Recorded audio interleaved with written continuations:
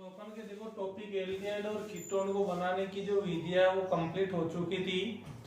अब जो आगे अपन को टॉपिक पढ़ना है वो टॉपिक पढ़ना है कि एल्डिहाइड और कीटोन की रासायनिक अभिक्रिया। एल्डिहाइड और कीटोन की रासायनिक अभिक्रिया। रासायनिक अभिक्रियाओं से पहले अपन को एक बार है वो फिजिकल यानी भौतिक गुणधर्म अपन को पढ़ना पड़ेगा। एल्डिहाइड और कीटोन के भौतिक गुणधर्म। तो आज का जो अपन का टॉपिक है वो टॉपिक है एल्डिहाइड और कीटोन का भौतिक गुणधर्म। भौतिक गुणधर्म। अब देखो एल्डिहाइड और कीटोन के जो भौतिक गुणधर्म होते हैं ना, वो भौतिक गुणधर्म कौन कौन से होते हैं। हमेशा कोई भी चीज हो उसके जो भौतिक गुणधर्म होते हैं उसके तीन भौतिक गुणधर्म आपको बताने होते हैं। एक तो कौन सी, एक तो उसकी भौतिक अवस्था। एक तो अपन को बतानी होती है उसकी भौतिक अवस्था। भौतिक अवस्था का मतलब ये हुआ कि मतलब वो ठोस होते हैं, द्रव होते हैं या फिर गैस होते हैं। उसके बाद अपन को जो सेकंड पॉइंट बताना होता है वो बताना होता है जल में विलेयता। सेकंड पॉइंट अपन को बताना होता है कि जल में विलेयता यानी जल में घुलनशील होगा या नहीं घुलनशील होगा। और जो तीसरा पॉइंट अपन को बताना होता है वो तीसरा पॉइंट बताना होता है कुवत्वनांक। वो बताना होता है अपन को कुवत्वनांक या गलनांक जो भी है, ठीक है। तो कोई भी यौगिक को जब अपन उसके भौतिक गुणधर्म पढ़ेंगे तो भौतिक गुणधर्मों में अपन तीन चीज पढ़ेंगे। एक तो अपन पढ़ेंगे भौतिक अवस्था, एक अपन पढ़ेंगे जल में विलेयता और एक अपन पढ़ेंगे कुवत्वनांक, ठीक है। और जो ये गुणधर्म दिए हुए हैं उनमें सबसे पहले जो अपन पढ़ेंगे वो पढ़ेंगे भौतिक अवस्था। वो पढ़ेंगे भौतिक अवस्था, ठीक है। समझना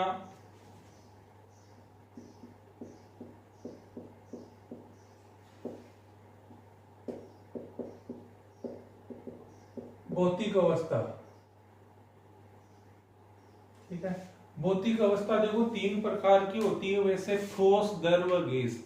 यानी ये यौगिक ठोस के रूप में होते हैं या द्रव के रूप में होते हैं या गैस के रूप में होते हैं, अपन को ये बताना है। तो जो भौतिक अवस्था होती है वो तीन प्रकार की होती है, ठोस और द्रव और गैस। देखो समझना, तीन प्रकार के सदस्य होते हैं। एक तो होते हैं निम्नतर सदस्य, एक तो होते हैं निम्नतर सदस्य, एक होते हैं मध्यम श्रेणी के सदस्य और एक होते हैं उच्चतर सदस्य, ठीक है। तीन प्रकार के सदस्य होते हैं, निम्नतर सदस्य, मध्यम सदस्य और एक होते हैं उच्चतर सदस्य। देखो निम्नतर सदस्य कौन से होते हैं, वो सदस्य या वो यौगिक जिसमें एक से दो कार्बन हो, जिसमें एक कार्बन हो या दो कार्बन हो। मध्यम सदस्य ये होते हैं जिसमें 3 से लेकर 10 कार्बन तक हो, जिसमें 3 से लेकर 10 तक कार्बन हो। और यदि मान लो 10 से ज्यादा हो, कार्बन 10 से ज्यादा हो, तो वो हमेशा किस में आता है, उच्चतर सदस्य। तो कोई भी हो उसके जो निम्न सदस्य होते हैं वो हमेशा किस रूप में होते हैं, गैस के रूप में। और मध्यम सदस्य होते हैं वो किसके रूप में होते हैं, द्रव के रूप में। और जो 10 से ज्यादा होते हैं वो किस रूप में होते हैं, ठोस के रूप में होते हैं, ठीक है। तो ये इसकी भौतिक अवस्था हो गई कि इसके जो निम्न सदस्य होते हैं, इसके जो निम्न सदस्य होते हैं वो किसके रूप में होते हैं, गैस के रूप में। इनके जो मध्यम सदस्य होते हैं वो किसके रूप में होते हैं, द्रव के रूप में। और इनके जो उच्चतर सदस्य होते हैं वो किसके रूप में होते हैं, ठोस के रूप में, ठीक है। अपन को भौतिक अवस्था में ये तीन चीज बतानी है कि ये ठोस होते हैं, द्रव होते हैं, गैस होते हैं, ठीक है। तो निम्न सदस्य गैस होते हैं, मध्यम सदस्य द्रव होते हैं, उच्च सदस्य क्या होते हैं, ठोस होते हैं। अब देखो एक छोटा सा पॉइंट देखा दिया हुआ है कि मेथेनेल गैस होगा या द्रव है, मेथेनेल गैस होगा या द्रव है। मेथेनेल का फॉर्मूला क्या होता है, इसका जो सूत्र होगा वो होगा HCHO। तो बताओ इसमें कितना कार्बन है, एक कार्बन है। तो निम्नतर सदस्य है तो ये बताओ किसके रूप में होगा, गैस के रूप में। तो हमेशा जो मेथेनेल होता है वो किसके रूप में होता है, गैस के रूप में, क्योंकि इसमें कितना कार्बन है, एक कार्बन। और जो एक कार्बन होने के कारण ये कौन सा सदस्य हो जाएगा, निम्नतर। और जो निम्नतर सदस्य होते हैं वो हमेशा किसके रूप में होते हैं, गैस के रूप में होते हैं। ये आपको ध्यान रखना है। तो ये एक पॉइंट तो हो गया भौतिक अवस्था, ठीक है। भौतिक अवस्था के बाद अपन जो पॉइंट पढ़ेंगे वो पॉइंट पढ़ेंगे जल में विलेयता। जो अब अपन पॉइंट पढ़ेंगे, सेकंड पॉइंट भौतिक गुणधर्मों में, वो पढ़ेंगे जल में विलेयता। जल में विलेयता, ठीक है। अब देखो जल में विलेयता किस तरीके से, देखो जो विलायक होते हैं ना, विलायक दो प्रकार के होते हैं। विलायक दो प्रकार के होते हैं। एक तो होते हैं कार्बनिक विलायक, कार्बनिक विलायक, और एक जो दूसरे होते हैं ना, वो होते हैं अकार्बनिक विलायक। जो दूसरे होते हैं वो होते हैं अकार्बनिक विलायक। विलायक दो प्रकार के होते हैं, तो कार्बनिक विलायक और एक कौन से होते हैं, अकार्बनिक विलायक। देखो कार्बनिक विलायक वो होते हैं जिसमें क्या हो, कार्बन हो। कार्बनिक विलायक वो होते हैं जिसमें क्या हो, कार्बन हो। और अकार्बनिक वो विलायक होते हैं जिनमें कार्बन नहीं हो। जिनमें कार्बन नहीं हो वो अकार्बनिक विलायक होते हैं। अब अपन देखो कार्बनिक विलायकों के उदाहरणों की बात करें तो देखो, जैसे मान लो एथेनॉल, एथेनॉल है, बेंजीन है, एथेनॉल, बेंजीन, ईथर, जो ये विलायक होते हैं ये हमेशा कौन से विलायक होते हैं, कार्बनिक, क्योंकि इनमें कार्बन होता है। और अकार्बनिक विलायक वो होते हैं जिसमें कार्बन नहीं होता। सबसे अच्छा उदाहरण है वाटर, HCl, H2SO4। इनका जो विलयन होता है ये हमेशा कौन से विलायक होते हैं, अकार्बनिक विलायक होते हैं। तो यह आपको ध्यान रखना है, अकार्बनिक विलायक का जो सबसे अच्छा उदाहरण होता है वो कौन सा होता है, H2O, ठीक है। सबसे जो अच्छा उदाहरण होगा वो कौन सा होगा, H2O, HCl, H2SO4 ये भी होते हैं, ठीक है। इनमें सबसे अच्छा उदाहरण होगा वो कौन सा होगा, H2O। तो ये H2O एक अच्छा विलायक होता है, H2O अच्छा विलायक होता है, ठीक है। अब देखो अपन बात करते हैं, एक नियम होता है कि सम्मान सम्मान को घोलता है। हमेशा सम्मान सम्मान को घोलता है, सम्मान सम्मान को घोलता है, को घोलता है। इसका मतलब क्या हुआ, सम्मान सम्मान को घोलता है, यानी हमेशा ये होगा कि जो कार्बनिक यौगिक होंगे वो कार्बनिक विलायकों में घुलनशील होंगे, और जो अकार्बनिक होंगे वो अकार्बनिक विलायकों में घुलनशील होंगे। जो कार्बन, जिनमें कार्बन होगा वो कौन से में घुलनशील होंगे, कार्बनिक में, और जिनमें कार्बन नहीं होगा वो कौन से में घुलनशील होंगे, अकार्बनिक में।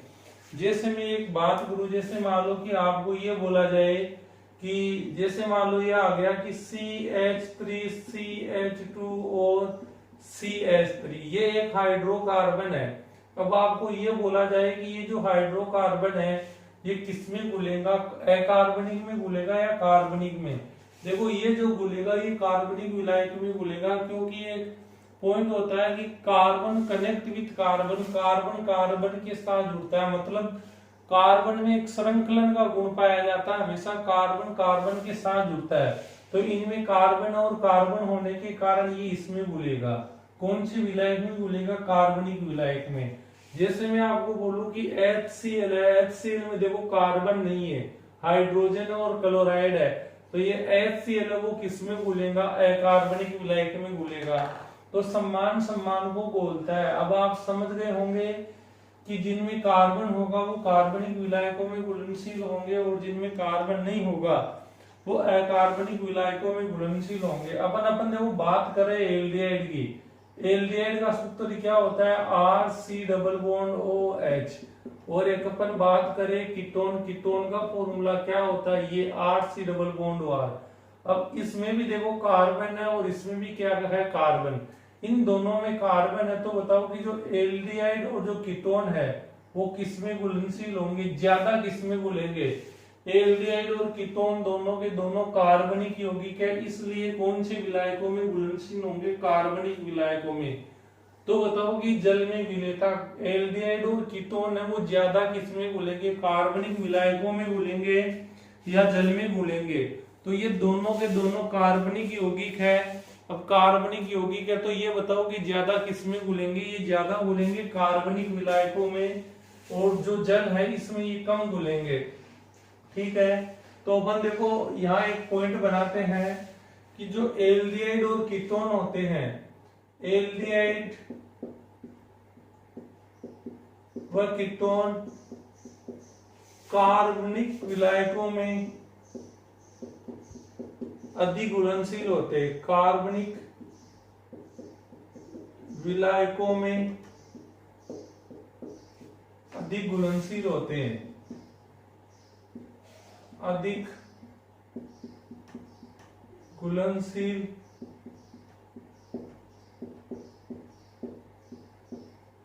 होते हैं।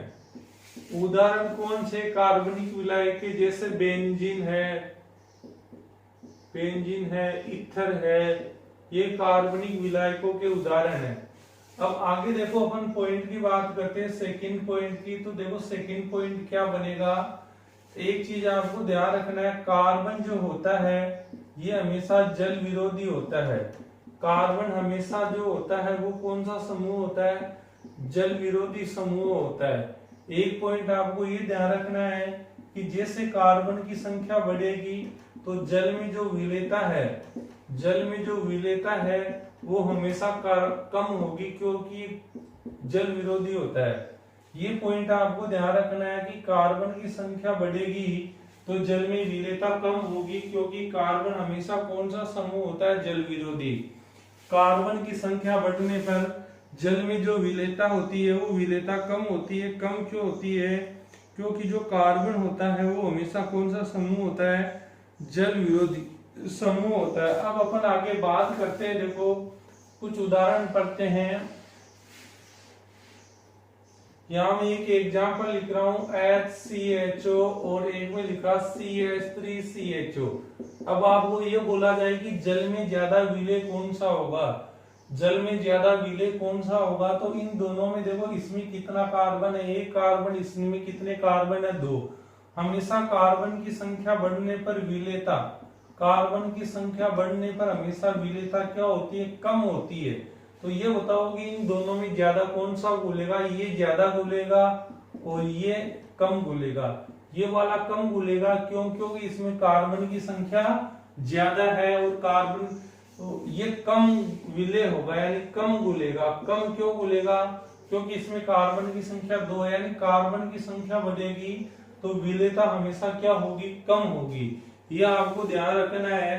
तो कार्बन की संख्या बढ़ने पर विलेयता कम होती है। ये टॉपिक आपके कंप्लीट हो गया, विलेयता वाला टॉपिक कंप्लीट हो गया। ठीक है, अब आगे और समझना। देखो आप आगे जो अपन का थर्ड पॉइंट है वो है क्वथनांक, वो है क्वथनांक के लिए जो थर्ड पॉइंट है वो है क्वथनांक।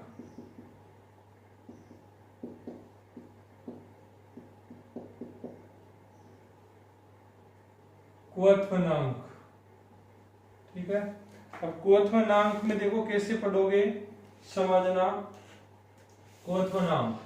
क्वथनांक में क्या है कि आपको ध्यान रखना है, जो कार्बन कार्बन होता है इनके बीच में जो बल होता है, इस बल को बोलते हैं वांडरवाल बल।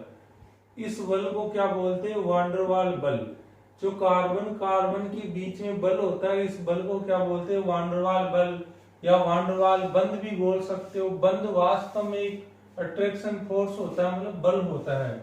ठीक है, कार्बन कार्बन के बीच में हमेशा क्या होता है, वांडरवाल बल होता है। एक चीज आपको ये ध्यान रखना है कि जैसे ही कार्बन की संख्या बढ़ेगी तो क्वथनांक बढ़ेगा, कार्बन की संख्या बढ़ेगी तो क्वथनांक भी बढ़ेगा।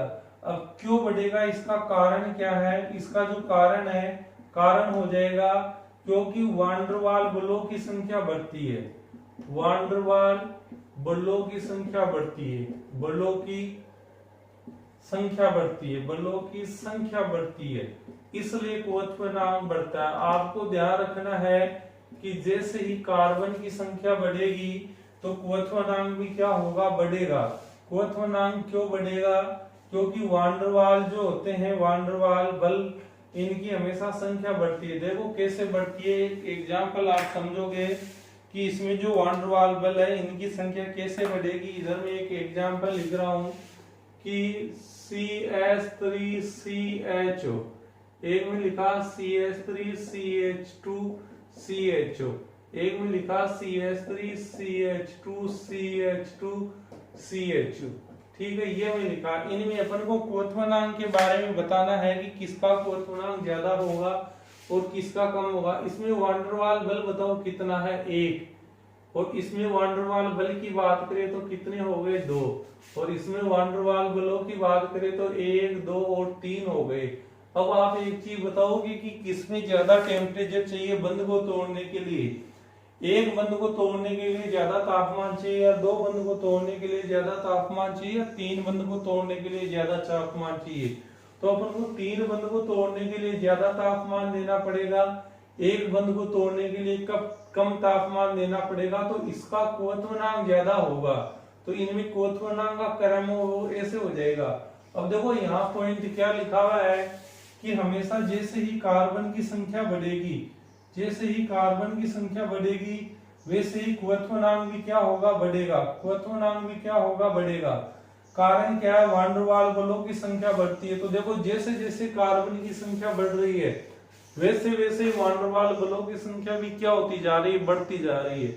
जैसे जैसे कार्बन की संख्या बढ़ रही है वैसे वैसे वान डेर वाल बलों की संख्या बढ़ती जा रही है। तो आपको ये पॉइंट ध्यान रखना है कि कार्बन की संख्या बढ़ती है तो हमेशा क्वोथनांक भी क्या होता है, बढ़ता है। इसका जो कारण होता है वो कारण क्या होता है कि वान डेर वाल बलों की संख्या बढ़ती है। तो ये क्वोथनांक का इस तरीके से क्रम हो जाएगा। ठीक है, अब देखो एक विशेष पॉइंट आगे समझना।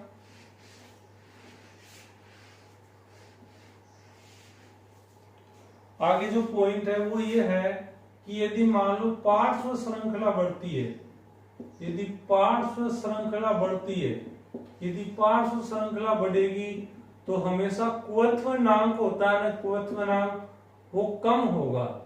पार्श्व श्रृंखला बढ़ने पर क्वोथनांक कम होगा। इसके अपन कारण की बात करें तो कारण ये हो जाएगा कि जो वान डेर वाल बल होते हैं, वान डेर वाल बल होते हैं, बलों की संख्या कम होती है, की संख्या कम होती है, वान डेर वाल बलों की संख्या कम होती है। अब ये देखो कम कैसे होती है ये आपको समझना है। पार्श्व श्रृंखला बढ़ने पर क्वोथनांक कम होता है क्योंकि वान डेर वाल बलों की संख्या कम होती है। देखो कैसे, मैं यहाँ एक एग्जांपल लिखा कि CH3CH2CH2CH2 और CHO, CH3CH2CH2CH2 और CHO। अब इसके बाद में लिखा CH3CH3CH2 और CHO, और फिर आगे में लिखा CH3CH3 और CH3 और यहाँ में लिख दिया CHO। ठीक है, अब अपन इनमें क्वोथनांक का क्रम लिखना है तो ढंग से देखना। अब देखो इनमें यदि अपन वान डेर वाल बलों की बात करें तो वान डेर वाल बल कितने हो गए, 1, 2, 3 और 4। इसमें वान डेर वाल बल कितने हो गए, 4। अब इसमें वान डेर वाल बलों की बात करें तो कितने होंगे। हमेशा आपको ध्यान रखना है इन यौगिकों में ऐसे गोल होने की प्रवृत्ति होती है, इन यौगिकों में हमेशा गोल होने की प्रवृत्ति होती है। तो ये CH3 किसके साथ लिपट जाएगा, इस CH के साथ। ये CH3 इस CH के साथ लिपट जाएगा तो इसमें बल कौन कौन से बचे, 3 ही बल बचेंगे। ये वाला नहीं गिना जाएगा बंद। क्यों नहीं गिना जाएगा, क्योंकि ये इस CH के साथ ऐसे लिपट जाएगा। अब इसमें एक चीज बताओ कि ये दोनों CH तो ये वो इस कार्बन के साथ लिपट जाएंगे तो बंद कितने बचेंगे, 2। तो इसमें 2 बंद बच गए ये वाले। ये दोनों वाले नहीं गिने जाएंगे क्योंकि ये CH के साथ लिपट जाएंगे। अब आप एक चीज बताओ कि किसका क्वोथनांक ज्यादा होगा। इसमें 4 बंद है, इसमें 3 बंद है, और इसमें कितने बंद है, 2 बंद है। इसमें 4 बंद है, इसमें 3 बंद है, इसमें 2 बंद है। तो बताओ ज्यादा तापमान किसमें देना पड़ेगा बंद को तोड़ने के लिए, 4 वाले में ज्यादा देना पड़ेगा, 3 वाले में कम, 2 वाले कम। 4 वाले में ज्यादा क्यों देना पड़ेगा, क्योंकि 4 बंद है तो ज्यादा तापमान चाहिए, तो इसका क्वोथनांक ज्यादा होगा और सबसे कम क्वोथनांक इसका होगा।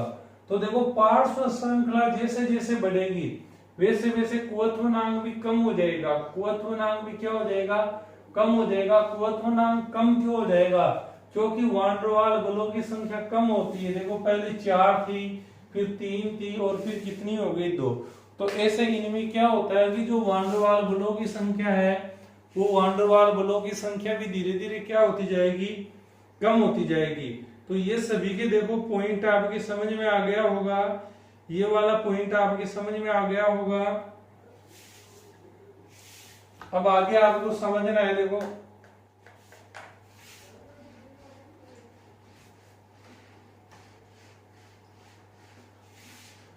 अब अपन कुवत्वनांक की बात करें तो जितने भी जो यौगिक दिए हुए हैं उन यौगिकों में सबसे ज्यादा जो कुवत्वनांक होता है, सबसे ज्यादा जो कुवत्वनांक होता है वो होता है हमेशा कार्बोक्सिलिक अम्ल का। जितने भी जो यौगिक दिए हुए हैं इनमें यदि अपन कुवत्वनांक की बात करें तो हमेशा जो कार्बोक्सिलिक अम्ल होता है इसका कुवत्वनांक सबसे ज्यादा होता है। इसके बाद अपन बात करें तो 2 नंबर पे जो आता है वो आता है आपके एल्कोहल। जो 2 नंबर पे आता है वो कौन सा आता है, एल्कोहल। इसके बाद अपन कुवत्वनांक की बात करें तो कुवत्वनांक में जो आता है वो होता है कार्बोनिल यौगिक। कुवत्वनांक में कौन से आते हैं, कार्बोनिल यौगिक। और कार्बोनिल यौगिकों में अपन बात करें तो कार्बोनिल यौगिकों में कौन कौन से आते हैं, एक तो आपके आता है एल्डिहाइड, एक तो आपके आता है एल्डिहाइड, और एक कौन सा आता है, कीटोन। ये दोनों के दोनों कार्बोनिल यौगिक होते हैं। इसके बाद अपन बात करें कुवत्वनांक की तो कुवत्वनांक जो होता है वो इनके बाद आता है ईथर का, ईथर का। और जो सबसे कम होता है वो सबसे कम किसका होता है, हाइड्रोकार्बन का। सबसे कम होता है वो किसका होता है, हाइड्रोकार्बन का। तो ये यौगिकों में कुवत्वनांक का क्रम हो गया। यदि मान लो अलग अलग यौगिक दे रखे हो तो कुवत्वनांक का क्रम पूछा जाए तो वो इनके आधार पे होगा। और एग्जाम में एक क्वेश्चन जरूर आता है, देखो यहाँ से कुवत्वनांक से, चाहे वो अलग अलग यौगिकों का पूछा जाए चाहे वो एक ही यौगिक का पूछा जाए, कुवत्वनांक का जो क्वेश्चन है वो हर बार आता है। अब अपन बात करते हैं, देखो कार्बोक्सिलिक अम्ल, इसका जो फॉर्मूला होता है वो ये होता है RC≡OH। ठीक है, RC≡OH। इसका सूत्र क्या होगा, एल्कोहल। कार्बोनिल यौगिकों का फॉर्मूला ये हो जाएगा, चाहे इसमें एल्डिहाइड हो चाहे कीटोन हो, ईथर का फॉर्मूला क्या होगा, ROR। और इसके बाद जो हाइड्रोकार्बन है, हाइड्रोकार्बन में आप ऐसे लिख सकते हो CH3। आगे और भी ज्यादा कार्बन लिख सकते हैं, तो ये इस तरीके से हो जाएगा, ये इस तरीके से हो जाएगा। ये कुवत्वनांक का क्रम होता है। जो अपन एल्डिहाइड और कीटोन का कुवत्वनांक पढ़ रहे हैं तो ये इधर से भी 3 नंबर से आएगा और इधर से भी कितने नंबर पे आएगा, 3 नंबर से पर आएगा। इससे ज्यादा 2 यौगिकों का कुवत्वनांक होता है और इससे कम 2 यौगिकों का कुवत्वनांक होता है। अब अपन एक एग्जाम्पल समझते हैं, देखो किस तरीके से जेट एग्जाम में क्वेश्चन आया हुआ है। ये जेट एग्जाम में आया हुआ क्वेश्चन है, निम्न में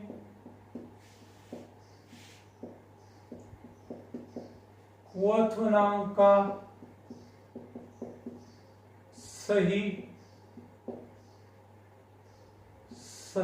क्रम लिखो।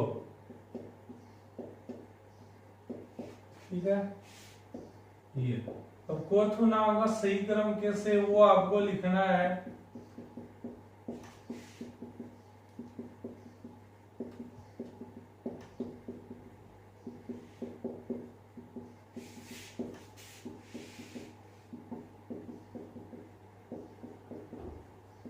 ये यौगिक दिए हुए इनमें अपन को कुवत्वनांक का सही क्रम लिखना है। तो देखो पहले यौगिकों की पहचान करो, यौगिक कौन कौन से। ये कौन सा है, एल्डिहाइड। ये जो दिया हुआ ये तो क्या है, एल्डिहाइड। इसके बाद ये जो दिया हुआ है OH आ गया, तो OH आ गया, इसका मतलब ये क्या हो गया, एल्कोहल। इसमें ये कार्बोक्सिलिक ग्रुप आ गया, तो ये कौन सा हो गया, कार्बोक्सिलिक अम्ल। ठीक है, इसके बाद अपन इसकी बात करते हैं तो ये आ गया ईथर का उदाहरण, और ये जो है ये किसमें आ गया, हाइड्रोकार्बन में। अब इनमें आपको क्वोथोनांक का सही क्रम लिखना है, घटता हुआ क्रम, ठीक है ना। क्वोथोनांक का सही क्रम लिखो। सही क्रम में मतलब आपको घटता हुआ क्रम लिखना है, घटता हुआ क्रम। तो बताओ कि सबसे ज्यादा किसका होता है, कार्बोक्सिलिक अम्ल का। तो सबसे ज्यादा किसका होगा, CH3 डबल बॉन्ड OH। इसके बाद एल्कोहल, एल्कोहल CH3CH2OH। 3 नंबर पे आता है कार्बन यौगिक एल्डिहाइड और कीटोन, ये वाला CH3CHO। और जो सबके लास्ट इसके बाद में आता है ईथर यानी CH3OCH3, ठीक है। इसके बाद हाइड्रोकार्बन CH3CH2CH3। ये इसका सही आंसर हो जाएगा, ठीक है। बाकी जो टॉपिक है वो अपन कल पढ़ेंगे। आज के लिए इतना बहुत है। Okay, thank you.